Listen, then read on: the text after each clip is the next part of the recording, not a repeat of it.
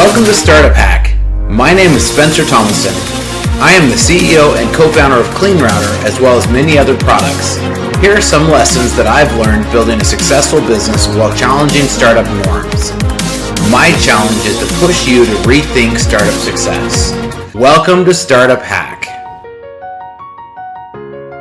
Welcome to StartupHakk. Today we're going to talk about if you should fund your business with a loan. Now, as someone who has bootstrapped their company, there's been various different stages of the company where we needed to take loans. And I've taken loans ranging from personal, friends and family, loans to myself, loans or loans to institutions such as Fundbox or Kabbage, and even the Small Business Association. So we've actually worked with various different stages of loans. So I'm going to talk about a few things to consider as you think about these loans. So the big thing right up front that I'm going to say about taking loans is, as a business owner, when you're looking at taking loans, remember to think of these as purchasing negative income. Now, that sounds a little weird, but there can be a lot of emotions that come along with taking business loans particularly. But just remember that as you take these business loans, all you're doing is agreeing to say, I'm taking this money and it's going to cost me this much. And frankly, if it's risky that you're going to be able to repay it, you shouldn't do it, just flat out.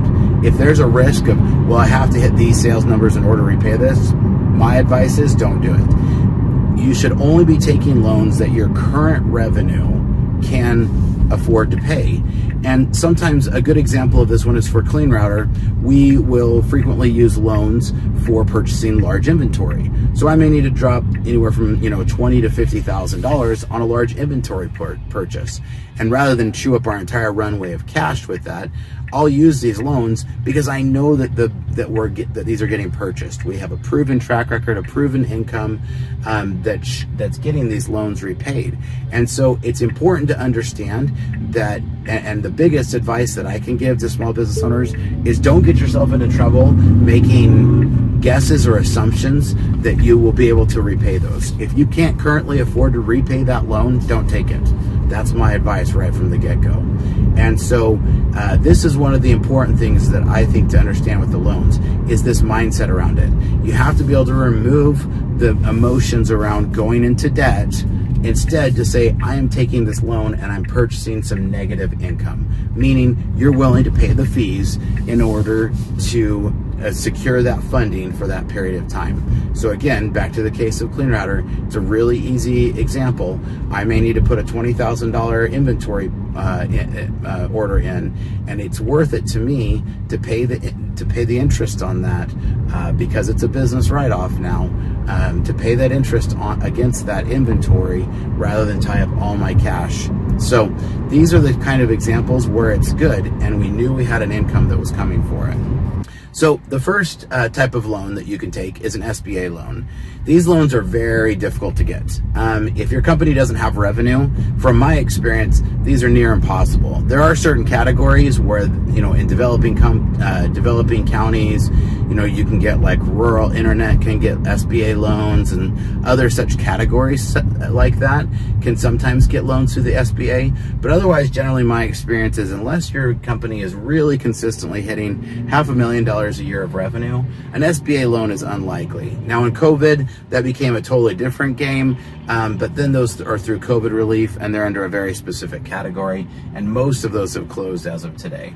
I know there still are some open, but I think they're pretty niche at this point. So in general, if you're looking for an SBA loan, expect that you're going to be met with a fair amount of resistance unless your company is pulling a pretty consistent $500,000 a year of revenue. At least that's been my experience.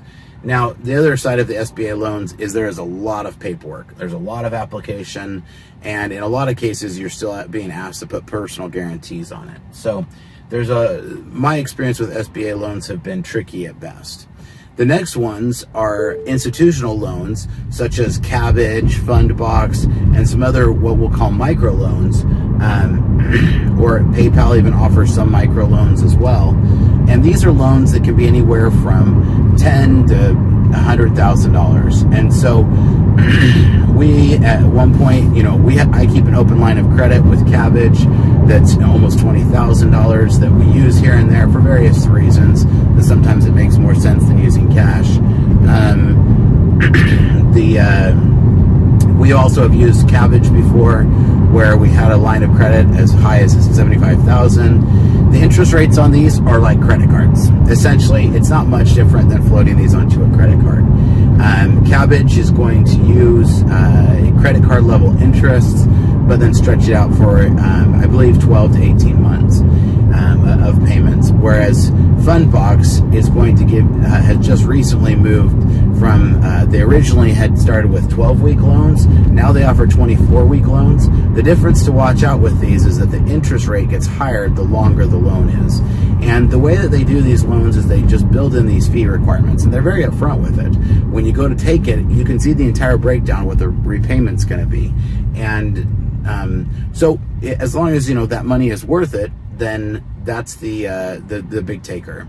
So the last kind of loan that I'm going to talk about, and one that I would tell you to really seriously consider, especially given if you're in the advice category that you're not totally sure about the repayment ability, then this is where you need to start looking into some friends and family, or even loaning against a retirement account, or loaning against investments that you personally hold. It's something you don't normally think about, but it's okay for the business to still loan, for you to loan money to the business and the business to repay that. It doesn't matter where the loan comes from. That can be against your retirement account. So for instance, my retirement account has between 6 and 8% interest.